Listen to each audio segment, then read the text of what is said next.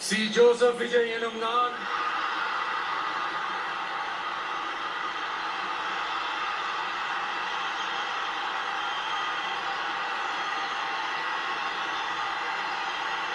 சட்டப்படி அமைக்கப்பெற்ற இந்திய அரசியல் அமைப்பின்பால் உண்மையான நம்பிக்கையும் மாறா பற்றும் கொண்டிருப்பேன் என்றும் இந்திய நாட்டின் ஒப்பில்லாத முழு முதல் ஆட்சியையும் ஒருமையையும் நிலை நிறுத்துவேன் என்றும்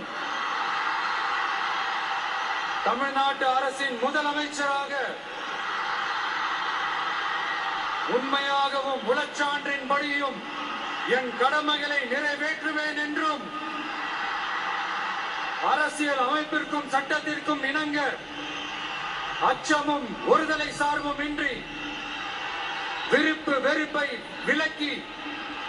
பலதரப்பட்ட மக்கள் அனைவருக்கும் நேர்மையானதை செய்வேன் என்றும்